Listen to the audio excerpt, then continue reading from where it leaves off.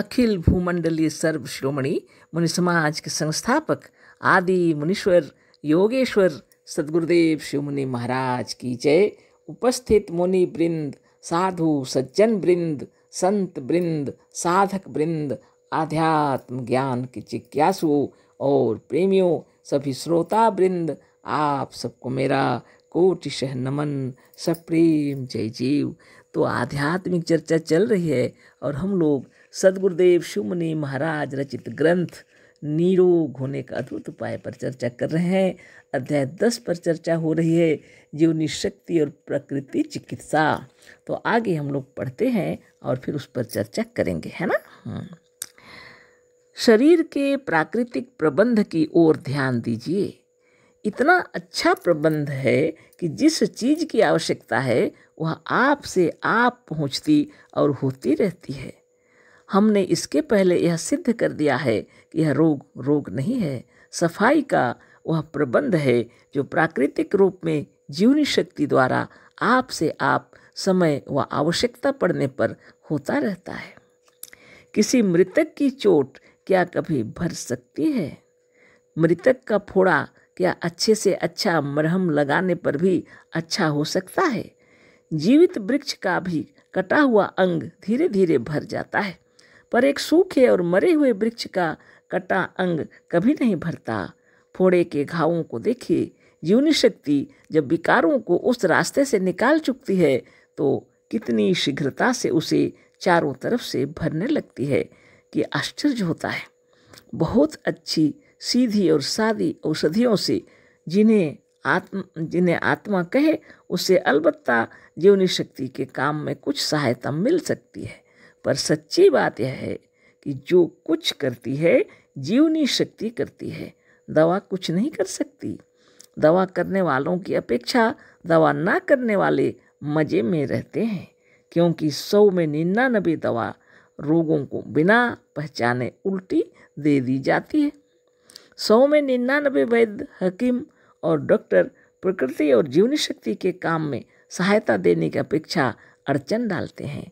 इतना ही नहीं, आगे भी अनेक प्रकार के रोग दवा के कारण होते रहते हैं। केवल एक ग्रेन क्विनाइन 100 भी 3 बार देकर हमने सैकड़ों का जाड़ा बुखार अच्छा कर दिया है। पर बहुत से डॉक्टरों ने भारत ऐसे गर्म देश, गर्म स्वभाव वाले को भी 3 बार करके 18 ग्रेन क्विनाइन दे दिया है। ज्वर अच्छा हो जाने पर और इतना क्विनाइन खा लेने पर भी यदि वह मनुष्य जीता रहा तो इससे थोड़े दिनों के बाद अनेक रोगों में फंस जाता है। अतः अनेक रोगों का कारण वैद्य, हकीम और डॉक्टर है। विचार करने की बात यह है कि कौओं में कोई वैद्य, हकीम और डॉक्टर नहीं है। यही कारण है कि इनमें रोगी भी नहीं देखे जाते। कौओं का हॉस्पिटल कहीं नहीं है, अतः कहीं के कौए रोगी नहीं हैं।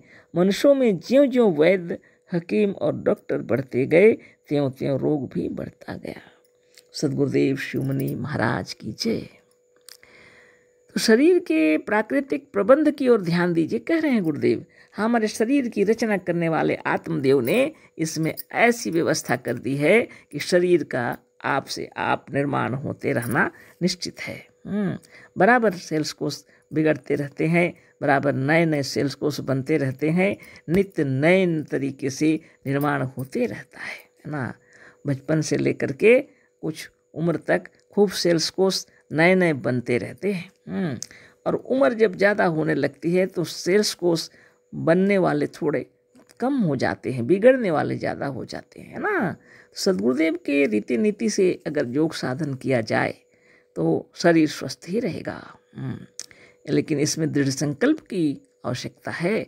बहुत सहजता से सद्गुरुदेव कह रहे हैं, शरीर के प्राकृतिक प्रबंध की ओर ध्यान दीजिए। इतना अच्छा प्रबंध है कि जिस चीज़ की आवश्यकता है वह आप से आप पहुंचती और होती रहती है ना। देखिए, हम लोग जो श्वास ले रहे हैं ना, अखिल विश्व ब्रह्मांड का जो भी तत्व आत्मदेव की आवश्यकता है श्वास के मार्ग से आ जाता है। पानी पी रहे हैं, भोजन कर रहे हैं, इस सब से। और हम लोग जहाँ कभी हैं तो आकाश, अग्नि, जल, वायु और मिट्टी का संतुलन शरीर में बनाए रखने के लिए आत्मदेव ने ऐसी व्यवस्था की हुई कि भूख लगने पर हम लोग भोजन करते हैं, प्यास लगने पर पानी पीते हैं, जैसी इच्छा होती है रुचि अनुसार हम लोग को भोजन भी कर लेना चाहिए, है ना। तो रुचि अनुसार बोल देने से लोग समझ नहीं पाएंगे अभी, इसलिए योग करना बहुत ज़रूरी है। कितनों को तो मालूम पड़ेगा कि क्या बताऊँ, शराब पीना भी रुचि है बोलेंगे वो, है ना, ये सब गड़बड़ हो जाएगा।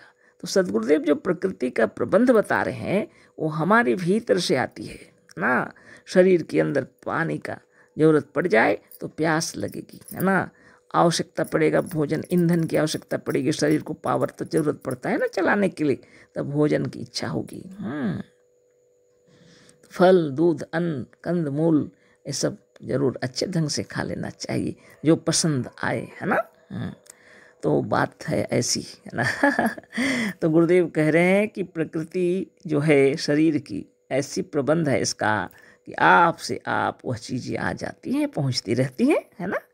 हमने इसके पहले यह सिद्ध कर दिया है कि यह रोग नहीं है, सफाई का वह प्रबंध है जो प्राकृतिक रूप में जीवनी शक्ति द्वारा आपसे आप समय व आवश्यकता पड़ने पर होता रहता है। अब हम लोग भोजन कर लिए, उसका जितना ज़रूरत है वो सब सडरस भोजन के अंदर से तैयार होकर के निकल गए, और जो व्यर्थ की चीज़ है उनको तो निकाल फेंकना पड़ेगा ना। ये सारे प्रबंध तो शरीर में हो रहे हैं, हम लोग को कुछ करना नहीं पड़ता। नियमित योगासन करते रहिए, है ना, आप देखिए अपना शरीर कैसा स्वस्थ हो जाता है ना। शरीर के अंदर भी अपने आप निर्माण का कार्य चलते रहता है, लेकिन हम लोग बाधा देते हैं उसको, है ना। अब देखिए गुरुदेव की बातों को लेकर के चलें, है ना, हमें तो यही अच्छा लगता है। इसके पहले हम यह सिद्ध कर चुके हैं कि रोग नहीं है बोल रहे हैं, यह तो शरीर की सफाई है। तो कफ, पित्त और वात से शरीर चल रहा है। आत्मदेव ने इस शरीर को चलाने के लिए स्थूल शरीर धरते साथ कफ, पित्त और वात त्रिशूलधारी जिसको बोलते हैं, है ना।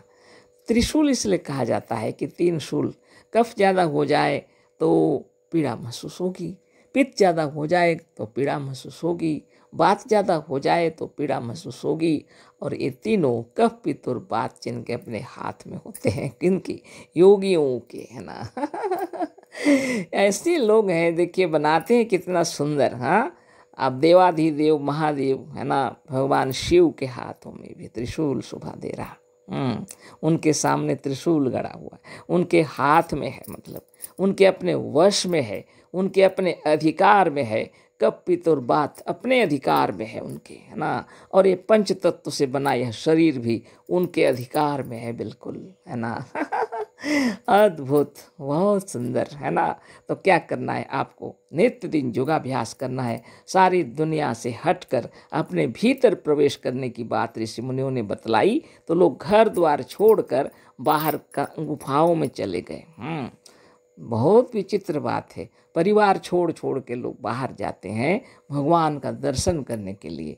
आपकी मर्जी, मगर हम बता रहे हैं गुरुदेव की वाणी, यह कुछ भी करना नहीं पड़ता। शरीर के निर्माण ही ऐसी किए हैं आत्मदेव ने कि अपने शरीर की सफाई भी होती रहती है अपने आप, है ना।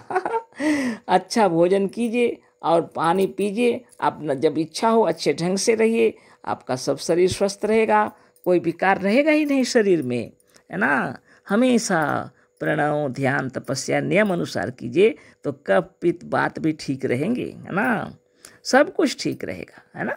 तो मेरे कहने का मतलब गुरुदेव बतला रहे हैं, ये जो जीवनी शक्ति है यही शरीर को अच्छा करती है, और ये जीवनी शक्ति ही शरीर के अंदर में विद्यमान है हमेशा, है ना। ये प्रकृति का प्रबंध है, सफाई का कार्य हो रहा है। जो गंदगी है उसको तो निकाल फेंकेंगे, हमेशा निकाल फेंकेंगे। श्वास प्रश्वास चल रहा है, आप बताइए, कार्बन डाइऑक्साइड गैस निकल कर चला जाता है, यानी शरीर के अंदर घूम करके और उसमें से जो विकार है उसको ले करके ये कार्बन डाइऑक्साइड गैस के रूप में बाहर विकार सब चला जा रहा है, और ऑक्सीजन के रूप में प्राण शक्ति उसको लेकर के आ रही है।